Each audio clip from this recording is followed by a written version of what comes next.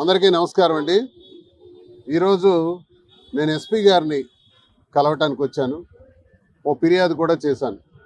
అదేంటంటే గడిచిన కొంతకాలంగా నాకు చాలా కాల్స్ వస్తుంటాయి.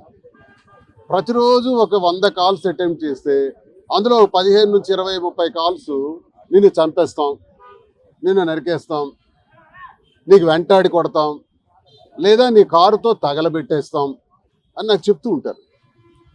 ఇవి గడిచిన కాలంగా జరుగుతున్నప్పుడు ఏం చేశానంటే ఆ ఫోన్ నెంబర్లన్నీ కలిపి టెక్కలి పోలీస్ స్టేషన్లో కంప్లైంట్ ఇచ్చాను, వాళ్ళ మెసేజ్లతో సహా.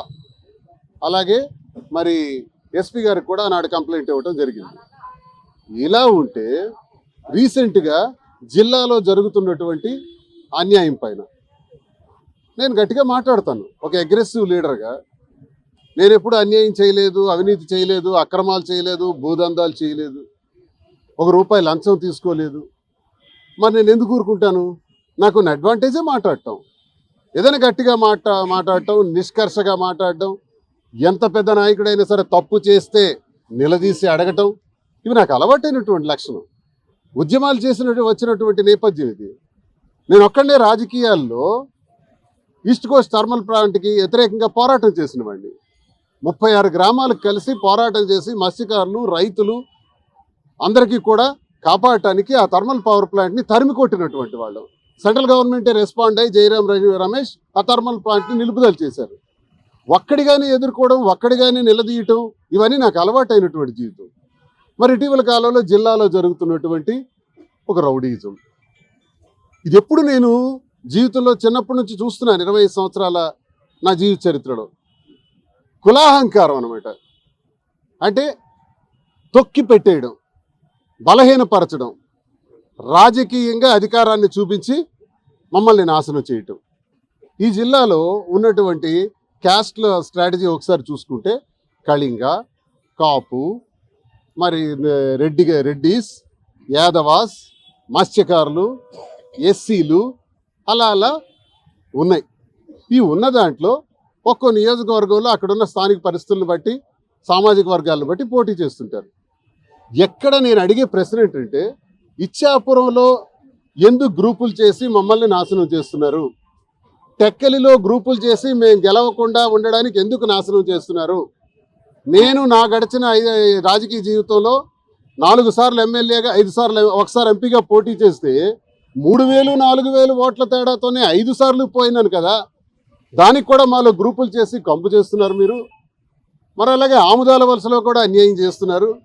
ఆముదాల వలసలో తమ్మినేని సీతారాం లాంటి నాయకుడిని పట్టుకొని బలహీనుడని, ఆయనకి మరొక యువకుడిని తీసుకురావాలని, సాక్షాత్ జగన్మోహన్ రెడ్డి గారు పుట్టినరోజు నాడు జగన్మోహన్ రెడ్డి గారి గురించి 4 మంచి మాటలు చెప్పకుండా స్వపక్షంలో ఉన్నటువంటి సీతారాం గారి మీద మాట్లాడుతున్నటువంటి ధర్మాన కృష్ణదాస్, వైఎస్ఆర్ కాంగ్రెస్ పార్టీ జిల్లా అధ్యక్షుడిగా నేను టికెట్ మార్చేస్తాను, బలమైన వ్యక్తిని తీసుకొస్తాను, యువకుడిని తీసుకొస్తాను, అనుభవజ్ఞుడిని తీసుకొస్తాను. నీకున్న అనుభవం ఏంటయ్యా? బలమైన వ్యక్తి అంటే ఏంటయ్యా? నువ్వేమైనా బలమైనడువా? ఆయన బలమైనడు కారా?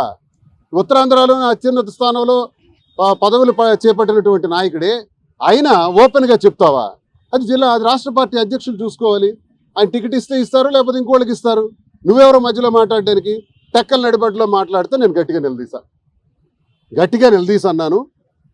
నువ్వు స్వపక్షంలో ఉండే సీతారాం లాంటి వ్యక్తుల మీద మాట్లాడతావు. జగన్మోహన్ రెడ్డి గారిని 1000 అడుగులు గొయ్యి తీసి పాతేయాలన్న అచ్చెన్నాయుడు మీద మాత్రం మాట్లాడవు. 1800 ఫ్లైట్స్ ఇండిగోకు సంబంధించినవి ఆగిపోతే ఆ సంబంధిత మంత్రి తాలూకా చేతగానితనాన్ని మాట్లాడవు. ఆ మంత్రి ఇంట్లో కూర్చొని నెట్ఫ్లిక్స్ చూస్తున్నాడు. ఆ మంత్రి కనీసం స్పందించడు, ఏ ఎయిర్పోర్ట్కి కూడా వెళ్ళడు. ఈరోజు కూడా సూట్ కేసులు పడున్నాయి ఇంకా ఎయిర్పోర్ట్లో.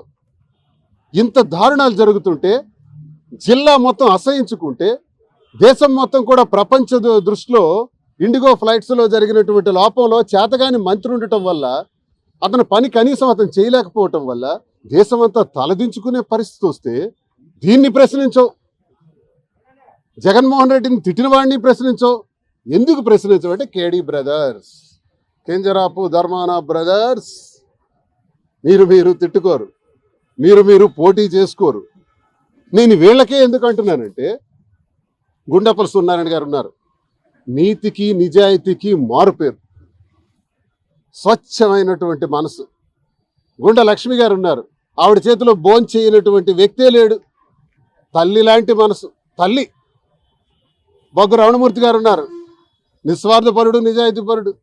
బొగ్గు లక్ష్మణరావు గారు ఉన్నారు, ఎంతో మందిని రాజకీయాల్లోకి తెచ్చిన వ్యక్తి. ఎర్రన్నాయుడిని కూడా రాజకీయాల్లోకి తెచ్చింది బొగ్గు లక్ష్మణరావు గారే. తంగి సత్యనారాయణ గారు ఉన్నారు. ఎవరికైనా అన్యాయం చేసినట్టు చూసామా? వాళ్ళు ఎవరినైనా జీవితంలో ఒక రాజకీయ నాయకుడిని కానీ ఒక అభ్యర్థిని కానీ అన్యాయం చేసినట్టు చూసామా? మీకేం పోయే కాలం పట్టిందిరా బాబు? 25 సంవత్సరాల నుంచి జిల్లా నాశనం చేస్తున్నారే. ఎర్రనాయుడు గెలాలి, అచ్చెన్నాయుడు గెలాలి, ఇప్పుడు ఎర్రనాయుడు తదనంతరం రామ్మోహన్ నాయుడు గెలాలి, మేము గెలాలి, అన్ని నియోజకవర్గాలు ఓడిపోవాలి.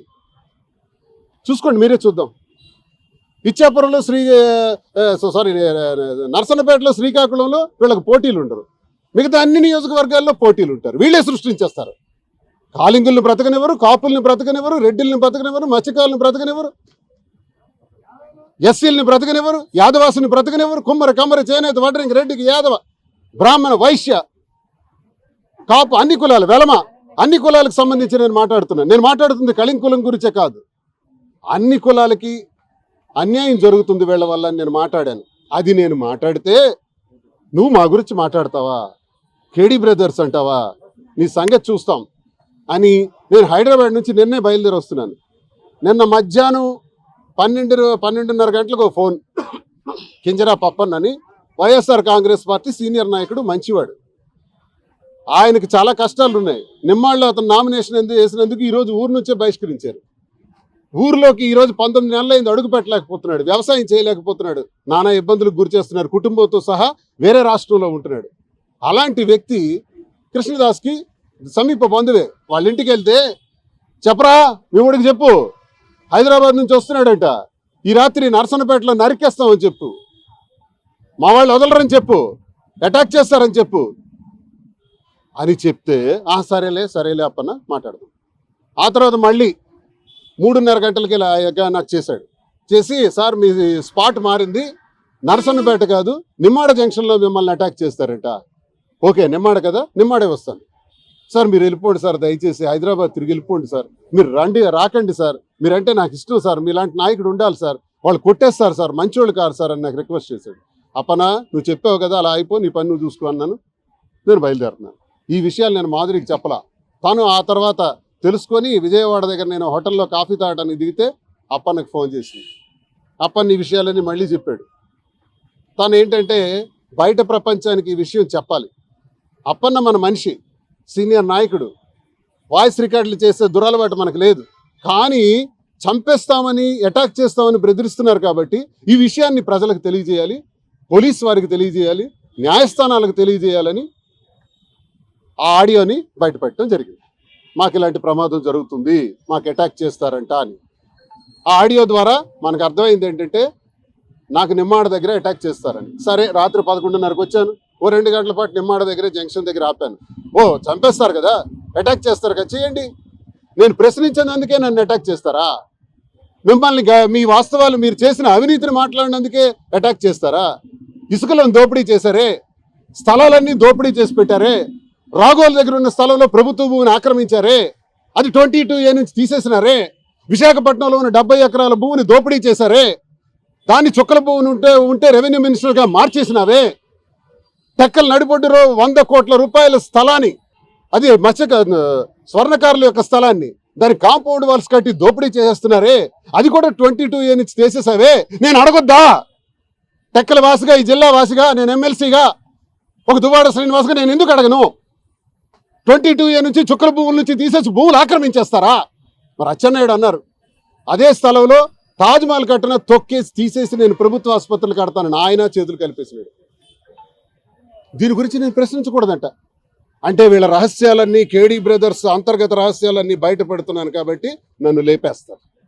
ఓకే, పుట్టాం పోతాం, అంత మాత్రాన భయపడిపోయే క్యారెక్టర్ ఈ దువ్వాడ శ్రీనివాస్ కాదు. మిస్టర్ ధర్మాన ప్రసాద్ కృష్ణదాస్, మీరు భయపెట్టేస్తే, చంపేస్తామంటే నరసన్నపేట నిమ్మాడ దాటి నేను టెక్కలు వెళ్ళాలి మా ఇంటికి. అయితే నేను ఇంటికి రావద్దా? ఇంటికి వెళ్ళొద్దా? ఇంటికి వెళ్తే చంపేస్తారా, అటాక్ చేసేస్తారా? నిన్నను ప్లాన్ చేశారు, మీ అందరికీ తెలుసు. రాత్రి 7 గంటలకి అక్కడ టోల్ గేట్ దగ్గర, మడపం టోల్ గేట్ దగ్గర వాల్ పోస్టర్లు చింపేశారు. ఏమీ లేదు. ఒక 200-300 మంది అక్కడికి చేరారు నిన్న ఇదే సమయానికి. 200-300 మంది కాపు కాశారు మమ్మల్ని అటాక్ చేయడానికి. నాకు తెలుసు, నిన్న మీడియాలో కూడా వచ్చింది. ఏ వాల్ పోస్టర్ లేదు, ఏ గొడవ లేదు. 300 మంది ఎందుకండి టోల్ గేట్ దగ్గర? టోల్ గేట్తో పని ఏముందండి? 300 మంది వచ్చి టోల్ గేట్ దగ్గర ఏం చేస్తారండి వాల్ పోస్టర్ చింపేస్తే? కానీ అక్కడ టోల్ గేట్ దగ్గర వాల్ పోస్టర్ పేరు పెట్టి మమ్మల్ని అటాక్ చేయడానికి. అంటే టోల్ గేట్ దగ్గర నా వాహనం స్లో అవుద్దని. అయ్యా మిస్టర్ కృష్ణదాస్ ధర్మాన ప్రసాద్, ఇప్పుడు కూడా నడి రోడ్డును ఉన్నాను, శ్రీకాకుళంలో ఉన్నాను. ఇప్పుడు తిరిగి వెళ్తా టెక్కలి, రోజు వెళ్తా. హైదరాబాద్లో ఉంటున్నా, తెలంగాణలో వ్యాపారాలు ఉన్నాయి నాకు, ఒరిస్సాలో వ్యాపారాలు ఉన్నాయి, మైనింగ్ ఉంది, ఆంధ్రాలో రాజకీయం ఉంది. ఈ అన్ని రాష్ట్రాలు తిరుగుతుంటానయ్యా. నువ్వు చంపేస్తామంటే కుదురుతుందా? మరి ఇవన్నీ ఎస్పీ గారికి చెప్పడానికే వచ్చాను. కృష్ణదాస్ దానికి అడ్మిట్ అయ్యాడు ఒక ఛానల్లో. చూడండి, దువ్వాడ ఆరోపణలపై స్పందించిన కృష్ణదాస్, నేను దువ్వాడ జోలికి వెళ్ళడం లేదు. నాపై దువ్వాడ ఎందుకు మాట్లాడుతున్నారు? 4వ పాయింట్, నా పైన మాట్లాడితే మా వాళ్ళు రియాక్ట్ అవుతారు. నిజమే, చాలామంది రియాక్ట్ అవుతున్నారు. ఎలా రియాక్ట్ అవుతున్నారో తెలుసా? నీ అంతు చూస్తాం, నీకు అతి త్వరలో అసలు కథ ఉంది, నీకు అతి త్వరలో నీ పని చెబుతాం అని సత్తార్ సచివ్ టెక్కల్ నుంచి, తమ్మాన కిరణ్ టెక్కల్ నుంచి, కోటబొమ్మాల నుంచి మోహన్ అనేవాడు జేసీబీ పెట్టిన ఇల్లే లేపేస్తాం, ఇలాంటి హెచ్చరికలు. ఆ హెచ్చరికలు మా వాళ్ళు చేస్తున్నారని ఎవరు చెప్పారు? కృష్ణదాసే చెప్పాడు. అప్పన్నతో అన్న మాట వాస్తవమే. ఈ మాటలు నేను అప్పన్నతో నేనే అన్నాను. ఇప్పుడు అప్పన్న సీన్లో మరి ఉండక్కర్లా, ఇప్పుడు కృష్ణదాసే అడ్మిట్ అయ్యాడు. దీన్ని ఏమంటారు? TV9లో అడ్మిట్ అయ్యాడు ఈరోజు. దీన్ని ఏమంటారు? అంటే చంపాడని చూస్తావా? అందుకే ఎస్పీ గారి దగ్గరికి వచ్చాను. నాకు 2+2 గన్మెన్ ఉండేవారు సార్, దయచేసి ఆ గన్మెన్ని నాకు మళ్ళీ 2+2 చేయండి, 1+1 చేసేసినారు, నాకు అటాక్ చేయాలని చూస్తున్నారు, రక్షణ కల్పించండి, నా ప్రాణానికి వాళ్ళ వల్ల తీవ్రమైన ముప్పు ఉంది, ఏ క్షణానైనా నన్ను అటాక్ చేస్తారు, నేను కారులోనే తిరుగుతూ ఉంటాను, దయచేసి నాకు రక్షణ కల్పించండి అని చెప్పి ఎస్పీ గారిని నేను ఇప్పుడు అడగటం జరిగింది. తప్పకుండా దీనిపైన నేను వెంటనే ఎంక్వైరీ చేస్తాను, ఎఫ్ఐఆర్ వేయండి అని కూడా చెప్పాను, నాకు రక్షణ కల్పించమని చెప్పాను. ఇతర రాష్ట్రాలకు వెళ్తే నాకు గన్మెన్ తీసేస్తున్నారు, ఇతర రాష్ట్రాలకు వెళ్ళేటప్పుడు అందరు ఎమ్మెల్యేలు ఎమ్మెల్సీలు గన్మెన్లతో వెళ్తున్నారు, నాకేంటి సార్ అన్యాయం అని కూడా అడిగాను. దాన్ని కూడా స్పందిస్తూ నేను వెంటనే రివ్యూ చేస్తామని చెప్పారు. ఏదేమైనప్పటికీ ఈ జరిగిన అన్యాయాన్ని, చట్టం పైన నాకు విపరీతమైన నమ్మకం ఉంది, గౌరవం ఉంది.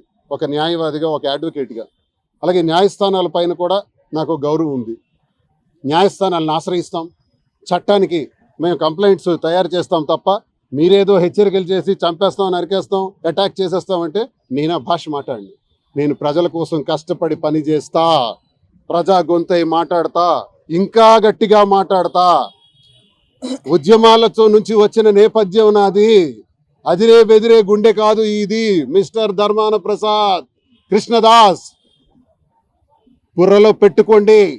నాకేదో అటాక్ చేసేస్తామంటే నీ చేత అయిపోతే పోతాం, అటాక్లో పోయినా పర్వాలేదు, నా సాధ్యమైనంత వరకు ఒక్కడిని ఎదుర్కొంటాను. నాకు చాలామంది రాత్రి చెప్పారు, మీ వెనక ఒక 20-30 కార్లతో వస్తాను. ఎన్ని రోజులు వస్తారు, ఎంతమంది వస్తారు, ఒక్కడిని నేను ఎదుర్కోవాలి, కాబట్టి ఒక్కడిని నేను వెళ్తా, ఏం పర్వాలేదని చెప్పాను. నేను ఒక్కడిని ఎదుర్కొంటాను. ఒకవేళ ప్రజల ఆశస్సులు నాకున్నాయి, ఏదైనా ప్రమాదం జరిగిపోతే ఆ ప్రాణంలో నా ప్రాణానికి నాకు ముప్పు కావడానికి కారణమైనటువంటి ధర్మాన ప్రసాద్ కృష్ణదాసులే బాధ్యులు అని స్పష్టంగా నేను మీడియా ముఖంగా పోలీసు వారికి కంప్లైంట్ ఇచ్చిన దానిలో కూడా క్లారిటీగా తెలియజేశాను. నమస్కారం.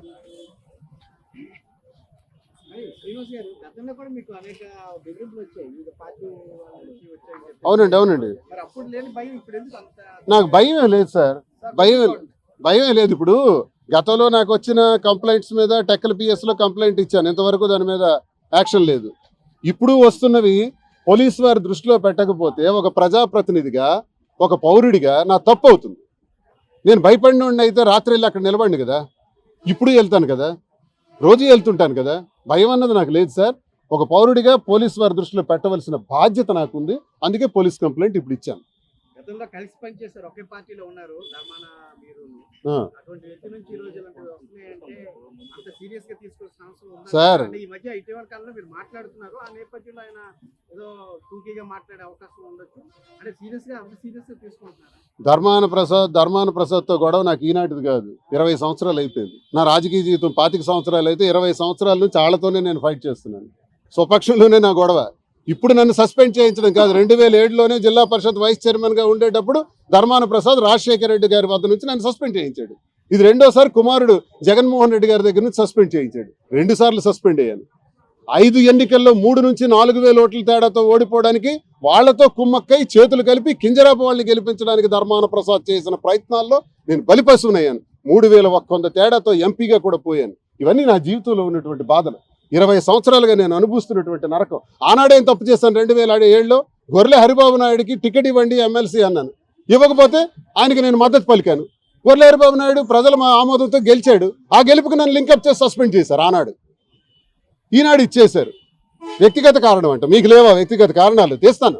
మద్రాసు కారణాలు తీస్తాను, నెల్లూరు కారణాలు తీస్తాను, శ్రీకాకుళం జిల్లాలో పలు ప్రాంతాల్లో కృష్ణదాస్ చేసిన కారణాలు కూడా తీస్తాను. ఆగదు, ఈ గొంతు ఆగదు. సమయం వచ్చినప్పుడు, సందర్భం వచ్చినప్పుడు, ఇప్పుడు మాట్లాడితే అసందర్భం అవుతుంది. సందర్భంలోనే మాట్లాడతాను, అన్ని ఎవిడెన్సెస్తో తీస్తాను. ఖబర్దార్, నా దృష్టికి మళ్ళీ నా జోలికి మళ్ళీ రావద్దు. నా పని నన్ను చేసుకునివ్వండి, నేను ప్రశ్నిస్తాను. చట్టాన్ని గౌరవిస్తూ కంప్లైంట్ ఇవ్వడం ఓకే, కానీ అర్ధరాత్రి 2 గంటలు నేను ఇక్కడే ఉంటాను, ఎవడొస్తాడో రండి అని చెప్పి మరి నాకు హైదరాబాద్ వెళ్ళిపోమంటారా తిరిగి? నాకు అప్పన్న ఏం చెప్పాడంటే, సార్ మీరు టెక్కలు రాకండి, హైదరాబాద్ వెళ్ళిపోండి అన్నాడు. టెక్కలి రాకుండా హైదరాబాద్ నా ఇంటికి నేను వెళ్లకుండా ఉంటే నా కార్యకర్తలు, నా అభిమానులు, నా ప్రజలు ఎక్కడికి పోవాలి? వాళ్ళకి ధైర్యం ఇవ్వాలంటే నేను ముందు ధైర్యంగా ఉండాలి. నా ఇంటికి నేను వెళ్ళగలిగే పరిస్థితులు ఉండాలి. కాబట్టి నేను వెళ్ళాను, వస్తానన్నాను. అటాక్ చేస్తారంటే ఆ అటాక్లో చచ్చిపోవడానికి కూడా సిద్ధం. నిమ్మాళ్ళలో కూర్చుంటాను, వచ్చాయనన్న. నిమ్మాళ్ళలో కూర్చున్నాను, అది నేనే చేశాను. సుమారు 2 అవర్స్ ఉన్నాను. మరి వాళ్ళు అటాక్ చేయాలనుకున్న వాళ్ళు అయితే ఎక్కడికి పోయినారు, ఎందుకు రాలేదు? కాబట్టి అటాక్ చేస్తే భయపడిపోయే తత్వం కాదు. నేను ధైర్యంగా నిలబడతా, ఆగే ప్రసక్తే లేదు. ఈ గొంతు కూడా ఆగదు, ఇంకా గట్టిగా అడుగుతా. ఇంకా చాలా నా దగ్గర ట్రాక్స్ ఉన్నాయి, చాలా రిపోర్ట్స్ ఉన్నాయి. అవన్నీ రాను అన్నీ బయటపడతాను, ప్రజల దృష్టిలో పెడతాను, ప్రజల గొంతు మాట్లాడతాను, ఇంకా గట్టిగా పనిచేస్తాను. శ్రీనివాస్ గారు, మీకంటే ధైర్యం ఉంది, పోరాడగలరు. కానీ అప్పన్నను బలిపశువుని తీసుకొచ్చారు. లేదండి, అప్పన్న పాపం, అప్పన్నకి సర్పంచ్గా నామినేషన్ వేయించేటప్పుడు కూడా నేను నానా హస్తకష్టాలు పడి ఆ ఊరిలోకి వెళ్ళి పెద్ద యుద్ధమే చేశాను. ఆ యుద్ధం చేసి అప్పన్నకు నామినేషన్ వేయించాను. ఈ రోజు వరకు అప్పన్న నరకయాతన అనిపిస్తున్నాడు. ఇప్పుడు కూడా నా అభిమానిగా, నా శ్రేయోభిలాషిగా నాకు ఒక వార్త సమాచారాన్ని అందజేశాడు. కృష్ణదాసే చెప్పాడంట, నువ్వు వెళ్ళి చెప్పరా మీ ఓడికి అన్నాడంట. అంటేనే అప్పన్న నాకు చెప్పాడు. అయితే అప్పన్న ఆడియోని బయట పెట్టడం, నేను ఎప్పుడు ఆడియో రికార్డింగ్స్ చేయటం, వీడియో రికార్డ్స్ చేయటం, అలాంటి నా మొబైల్స్లో అటువంటి యాప్సే ఉండవు. కానీ ఇది నాకు తప్పలేదు. అప్పన్నకి నేను చెప్పాను, అప్పన్న నువ్వు చెప్పినటువంటి విషయాన్ని నేను బయట పెట్టాల్సి వస్తుంది. నేను బయట పెడుతున్నాను, కావాలని రికార్డు చేసాం, బయట పెడుతున్నాను, క్షమించప్పన్న, నువ్వేమనుకోకు, నీకేమైనా అయితే నేనున్నాను. నీకే ఇబ్బంది వచ్చినా, ఏ కష్టమైనా ఈ దువ్వాడ శ్రీనివాస్ ఉన్నాడు, నీ కుటుంబాన్ని ఆదుకుంటాడు అప్పన్న, నీకే నష్టం జరగదు, నేనున్నానని చెప్పి అప్పన్న కన్విన్స్ చేసి ఇది ఇచ్చాను. నేనేమి దొంగతనంగా ఆయనకి బలిపశువుని చేసే పనిగా దువ్వాడ శ్రీనివాస్ అంటే అదే నా కోసం నమ్మినవాడు, నా కోసం నిలబడినవాడి కోసం నేను ఖచ్చితంగా నిలబడతాను. ఈ చేతులతో ఎంతో మందికి దానాలు ధర్మాలు చేస్తున్నాం. అప్పన్నకి విడిచిపెట్టేస్తానా? అప్పన్న నేను కాపాడుకుంటా. జిల్లాలో ప్రధాన చూసుకుని 2 కమ్యూనిటీ నడుస్తున్నాయి. జిల్లాలో 2 కమ్యూనిటీ నడుస్తున్నాయి. ఆ కమ్యూనిటీలో భాగంగా 2 కులాల మధ్య కూడా చిచ్చుపెట్టి ఒక హైప్ అవ్వాలని చెప్పి దువ్వాడుతుందని చెప్పి ఈ మధ్య 2 కులాలు తీవ్రంగా నష్టపోతున్నాయి సార్. ఈ మధ్య కోన రవి గారికి మంత్రి పదవి వస్తుంది అన్నటువంటి అక్కసుతో సౌమ్య అనే క్యారెక్టర్ని పెట్టి చాలా హింసించారు. నేను అప్పుడు రెస్పాండ్ అయ్యాను. కోన రవి కోసమే కాదు, కళా వెంకటరావు గారు లాంటి సీనియర్ లీడర్, కాపులకు నాయకత్వం వస్తున్న తూర్పు కాపుకు సంబంధించిన వ్యక్తికి ఎందుకు మంత్రి ఎవరని నేను అడుగుతున్నాను. ఒకే ఇంటికి 2 మంత్రులు ఎందుకు పెట్టుకున్నారని అడుగుతున్నాను. కేంద్ర మంత్రి ఒకే ఇల్లు, రాష్ట్ర మంత్రి ఒకే ఇల్లు, 1800 విమానాలు ఆగిపోతానికి ఎందుకు బాధ్యత ఉంటుంది? అపరిమితమైనటువంటి పవర్స్ వాళ్ళ చేతిలో ఉన్నాయి. కాబట్టి ఈ విమానాలు గుర్తురావు, రైతుల తాలూకు ధాన్యం గుర్తురాదు, ప్రొక్యూర్మెంట్ గుర్తురాదు. ఈ రోజు గోడౌన్స్ దగ్గర క్యూ లైన్లో ఉన్నాయి ట్రాక్టర్లు, లారీలు, ఎవరు గుర్తురారు. అపరిమితమైనటువంటి పవర్స్, ఆ పవర్స్ని డిస్ట్రిబ్యూట్ చేయాలి. ఇంకొకరికి ఇవ్వాలా, అశోక్ ఇవ్వండి, రవికి ఇవ్వండి, లేకపోతే కళా వెంకటరావు గారికి ఇవ్వండి, ఒక రెడ్డిస్కి ఇవ్వండి, యాదవాస్కి ఇవ్వండి, పైకి తీసుకురండి. మరెవరూ లేని టీ నలుగురేనా? నా వాదన అది. ఇలాంటి వాదనలు నేను ప్రజల నుంచి వచ్చిన ఆవేదనలే నేను మాట్లాడాను. అందరి మనసుల్లో ఉన్నదే నేను మాట్లాడాను. నేనేమైపోయినా పర్వాలేదు, నేను మాట్లాడితే నాకు చంపేస్తారంటారు. చంపేస్తే ఎదురొడ్డి యుద్ధం చేస్తాను, ఆఖరికి చాలలేకపోతే ప్రాణాలు కోల్పోవడానికి కూడా సిద్ధంగా ఉన్నాను. Local to global news at your fingertips. మీ చేతిలో ఒక ఆయుధం. Download Raw TV app. Media legend Ravi Prakash is back.